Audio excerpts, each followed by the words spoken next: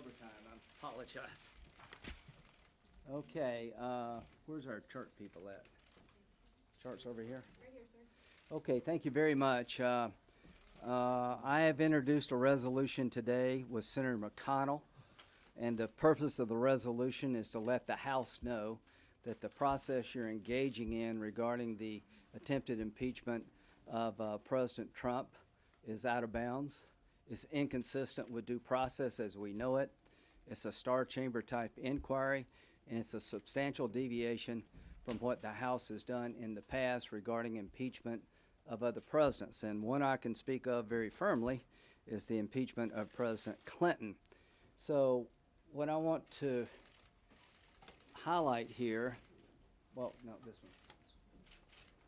In 2019, Congressman Al Green wanted to open up an impeachment inquiry, which is the right way to do it, by the way.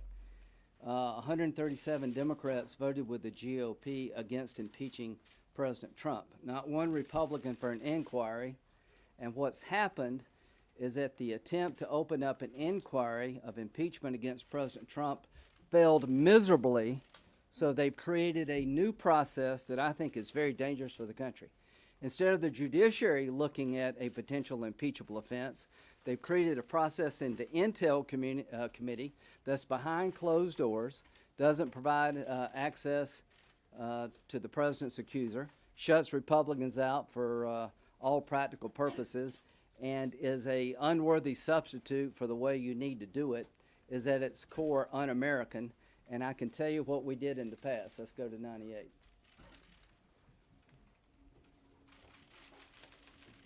In 1998, in October, we had an impeachment inquiry vote on the floor of the House. I was there. 31 Democrats voted to open up an impeachment inquiry. And after that inquiry, where's the other chart? These were the rights given to President Clinton, his team, and members of the minority. None of this exists today. What's going on is a runaround the impeachment process, creating a secret proceeding behind closed doors that fundamentally is, in my view, denies due process. And when you're talking about removing the President of the United States, seems to me you'd want to have a process that is consistent with who we are as Americans and consistent with what Bill Clinton was allowed to do, Richard Nixon was allowed to do, and the process in the House today, I think, is danger to the future of the presidency. Because if you can drive down a president's poll numbers by having proceedings where you selectively leak information, where the president, who's the subject of all this, is pretty much shut out, God help future presidents. I've got 41 co-sponsors on the Republican side and climbing. And here's the request. If you believe you have a case against the president, vote to open up an inquiry, allow Republicans to have a say, make sure the president is allowed to participate in a meaningful manner like we did in the past. That's the way to do it. What you're doing today, in my view, is unfair to the president and is dangerous to the presidency. And I think 41 Republican senators and growing is a strong signal to our House colleagues that you're off script here. There's a way to do it, a right way and a wrong way, and you've chosen the wrong way. Yes, ma'am. Chairman Graham, your committee interviewed half a dozen people behind closed doors in your Russia investigation. Donald Trump Jr., Glenn Simpson, Robert Goldstone, and then you released the transcripts at the end. Is that any different? I didn't interview any of these witnesses. That was pretty much intel. So this here, is the Judiciary yeah, Committee. this was what I'm saying. This is not an informal. We're looking at the Russian investigation. Mueller testified. So this was all about Mueller. So here's what happened. Ken Starr spent almost 5 years looking at Clinton. He came before the committee. We had an impeachment inquiry vote. Ken Starr put forth to the Senate Judiciary Committee the 11 allegations against President Clinton. We passed 4 articles of impeachment based on the Starr report that was transparent, subject to cross-examination in public. It was a public hearing, and 2 of those articles passed the House. What Mueller did was investigate the president for 2 years, spent $25 million, and did not recommend any action. That's the difference. When it comes to impeachment messaging, it seems like the White House has changed course multiple times. At this point, Have you noticed? At this point, are you confident that you guys are on the same page? And is it the Hill now leading this messaging strategy? So I talked to Chief Staff Mulvaney. I think they're working on getting a messaging team together. You know, I was involved in impeachment of President Clinton. I know this sounds weird, but Clinton, look what he did.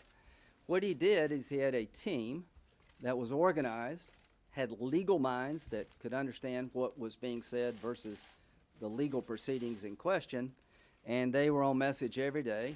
The President Clinton defended himself, but he never stopped being president. And I think one of the reasons that he survived is that the public may not have liked what the president had done, but believed that he was still able to do his job. And as he governed during impeachment, I think that was probably the single best thing he did, quite frankly, to avoid. Senator, Have you that made that out. case to the Senator, president? I'm hoping that will become the model here. Senator, you referred to Robert Mueller's investigation Mhm. and Starr's investigation. Yeah. There is no prosecutor looking into the allegations that the combined House committees are looking into. Now, you were a prosecutor, sir. Would you ever have conducted an investigation in which your witnesses were allowed to speak in public and give other witnesses the opportunity to hear That's them to actually get their a story straight? very good point. I mean, during the whole Mueller investigation, I backed off of calling a lot of the key witnesses because I didn't want to get in his lane. Now, I'm being asked by Republican folks out in the Republican world, why don't you call Adam Schiff? Well, I think that would do a lot of damage to the country for a senator to call a member of the House. You have a speech and debate problem. But if you think Adam Schiff is a fact witness, why isn't Donald Trump a fact witness? The point is, that's not a process that I think will withstand scrutiny. Durham is looking at potential misconduct about things that happened in 2016, particularly involving the Ukraine. This isn't about 2016, Senator. This is about what the president has been doing with Ukraine along with his personal lawyer, and the Justice Department has declined to investigate So what, I mean, there's no prosecutor looking into it, and so the House has to do the job of a prosecutor. Well, here's what I would say. Are you suggesting there needs to be a special counsel for Ukraine? Would you I think support a that's, special well, counsel? here's what I've been trying to get a special counsel to look at all things 2016 from our side. Mueller gave the Trump campaign a pretty isn't good, about 2016, it is to me. Here's the process. Why did I support Mueller? To me, there was a conflict at the Justice Department. Why did I introduce legislation that you can only fire Mueller for cause? Because I thought it was important for the country for somebody outside politics to look at this. I think somebody outside politics should look at the things that I'm concerned about in 2016. You may not be, but I think the FISA warrant application could be considered a fraud on the court. We'll see from Horowitz. I'm not a prosecutor. So when it comes to whether or not somebody other than the House should look at Ukraine, I want to look at all things. Chairman Yeah, Graham. yeah. Chairman Graham. Senator, you say this is a secret and illegitimate process. What do you That's say to- my view. And so what do you say to the argument that 47 of your Republican House colleagues who serve on these committees, they have the right to be in there? It's not secret, it's not one I party, would it's bipartisan. I would say that if we pulled this stunt, you'd be eating us alive. Can I follow up? Well, let me finish and let me tell you why. How many people have asked me about Bill Taylor's opening statement? All I can say is if we had Rudy Giuliani's opening statement and he said I did nothing wrong, I doubt if you would accept that. So 47 Republican House members feel like it's not working for them. They feel like that Volker's testimony has been selectively released. Radcliffe's cross-examination of Taylor is not available to you. So the people that you just named are as upset as I am. And here's what I would say.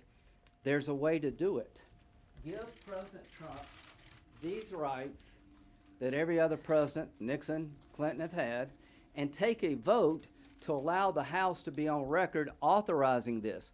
This is a rogue action by a single committee of the House that has never done impeachment inquiries before, and I think it's dangerous to the But in presidency. the case of Those 47 don't agree with you. In the case of Richard Nixon, Yeah. The House began its impeachment inquiry behind closed doors in October of 1973. Did they have a Held vote of secret hearings. inquiry? They did not have an impeachment resolution until months later in 1974. this- So it's similar to this. Here's what I'm saying. Nixon eventually resigned. Peter Rodino designed the process. I remember the Watergate hearings very well. Jim Rogan, who was an impeachment manager with me during the Clinton impeachment, went up to meet with Rodino to try to find out how they did it. And Newt knows this better than I do. I think the American people were not with us on substance when it came to Clinton, but I do believe what we did very much mirrored the Watergate way of doing business. I remember the Watergate hearings. I don't remember any hearings in public about whether or not Donald Trump did something wrong in the Ukraine. And here's what, this is why Republicans are so frustrated. If we had done this to a Democrat, you'd be eating us alive. If we took an opening statement of a witness and said, there, doesn't that look bad? You'd want to know, well, did anybody question the witness? How did cross-examination go? So we believe that a lot of people want to get Trump, and they don't give a damn about how they get him. I'm not telling you what he did or didn't do. I'm telling you what they're doing in the House is dangerous to the country. What can you tell us about your lunch today with the president? What happened? It was good. We had beef. So here's some news. We had a Situation Room briefing by General Milley about developments in Syria. There were 8 or 10 senators. There's a plan coming together from the Joint Chiefs that I think may work, that may give us what we need to prevent ISIS from coming back, Iran taking the oil, ISIS from taking the oil. I am somewhat encouraged that a plan is coming about that will meet our core objectives in Syria. As to the lunch, he felt like from the time he's become president, he's been hounded about things he didn't do. He feels like that it never ends, and that when it comes to Donald Trump, nobody really cares if he has a fair day in court but a handful of Republicans. I don't know what to tell him other than I told him every time he said Mueller was a witch hunt, which was like every day, I said I'm not going there because I actually know Mueller. And when I introduced the resolution making sure Mueller could not be fired unless there was cause, he didn't like that, but I said, Mr. President, I know you're frustrated. There's nothing worse than being accused of something you didn't do. It just eats away at your soul. And we made it through Mueller. We didn't do any real damage to the idea of nobody's above the law. I think Mueller had a really good opportunity to look at all things Russia and Trump. Now here we are again with the Ukraine. I've told you what I think about the phone call. To me, it's not an impeachable offense. I've got no problem with the phone call. But you got other people coming forward. You've got the president of the Ukraine saying, no, there was no quid pro quo. All I am saying is that you tried an impeachment inquiry vote and you failed, and now you're creating a process in the Intel Committee that I think is Star Chamber-like and it needs to end. Senator, if this goes, Senator, if the Senate ends up having to sit in a trial, how does a vote on something like this not totally taint the jury pool? Well, if you think impeachment is a non-political event, you're wrong. There are court hearings in South Carolina. Let me tell you about the first one I ever had. I represented a guy for speeding. We went to the magistrate, we had a trial, and the magistrate was the highway patrol officer's uncle. That didn't go well. So what I am trying to say is at the end of the day, the Senate should be letting the House know that if you're going to continue this kind of process and it results in articles of impeachment, we do not consider this, in my view, I consider it to be out of bounds with what we've done in the past, void of basic due process. We're not telling the House you can't impeach the president. What we're telling the House, 41 of us, that there's a right way to do it and a wrong way to do it, And let me tell you about being a juror. I sat there for 5 weeks in the Senate, and a juror made a motion to dismiss. In a court of law, juries can't get up and say, I want to dismiss the case. So this is 1 part legal and 2 part politics. And what I'm trying to tell Republicans out there, that it is okay for the Republican Party to insist that Donald Trump be treated fairly. And a lot of senators are going to tell you, since I may be a juror, I don't want to comment on substance. But I'm hoping we can get most Republicans to comment on the idea that the impeachment proceedings as currently constituted in the House are unfair and dangerous. Yes, sir. Didn't House Republicans use closed-door depositions prior to public hearings during the Clinton impeachment? Yeah, right. Why was it okay then, but you don't like it now? We, in October of 1998, we authorized impeachment as a body with 31 members saying, do an inquiry. Some were behind closed doors, but the inquiry itself became very public. We had the star hearing to start it off with, but the president participated in a very meaningful way. So what's missing here is the House authorizing this inquiry. What's missing here is the 47 Republicans you talked about that are participating feel like it's not a fair process. They can't participate in a way that's meaningful. Senator, Yeah. If the Senate had tried to interfere with the House impeachment process back in the 90s under Clinton, how would you have reacted? I think if we were doing this, you'd be beating the shit out of us. I think if a Republican were doing to a Democrat what we're doing, you would be all over me. And I think it says a lot about people in your business, with all due respect. I am confident that if we had an Intel Committee inquiry involving a Democratic president where we selectively leak stuff, you would be calling us every kind of bad name, and we would deserve it. So what I am saying is there's a right way to do it and a wrong way to do it, and this is a dangerous way to do it. One more question. Senator Graham, can Yeah. I just follow up? I'm sorry. Yeah, well, we'll let you both. Okay, just quickly right now, you're focusing a lot on the process. The Democrats have made clear that they want to release the transcripts and hold public hearings. Should the White House change its messaging once that So happens? here's what I'm saying. What they're doing is selectively leaking the information to drive the president's poll numbers down and to drive the momentum for impeachment up. Everything coming out of this Star Chamber process is being leaked by Democrats. They said, you heard Bill Taylor, I was breathless. Well, the point is, you don't know what Bill Taylor was asked. We don't know if he was cross-examined and what unfolded. So what you have here is a hearing, a process that is, to me, not sufficient for due process, is being used in a politically dangerous fashion. If you open up one of these things in the future against a Democrat, and we selectively leak things, and we shut out the Democratic president from having a chance to participate, please use my words against us. So thank you, Senator. I just wanted to follow up a little bit more on the lunch and in general the Okay. direction that you've gotten from the White House and from the president himself. Can you tell us a little bit more about what Yeah, he I can. would like you to do? Is he supportive of this effort? Did he talk about being more aggressive on his behalf? This is And right. And have you heard from him over the last 10 days or so Right. that the witnesses have been coming out about his frustration? Right, yeah, so he was in a good mood. He appreciated the lunch. He would like the process to be exposed for being basically unfair. He keeps telling us he did nothing wrong. He keeps telling me that the phone call was perfect. I'm saying, Mr. President, the phone call was okay with me.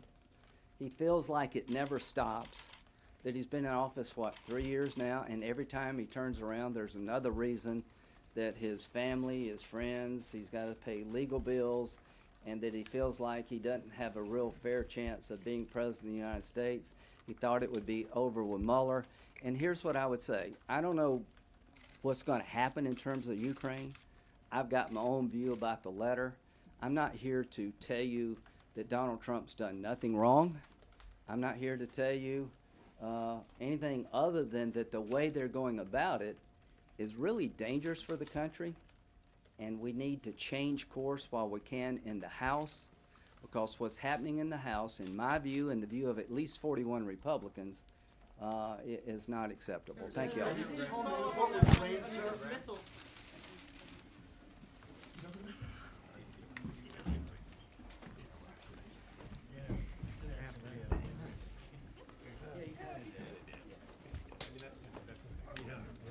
Good job, everybody. How are you?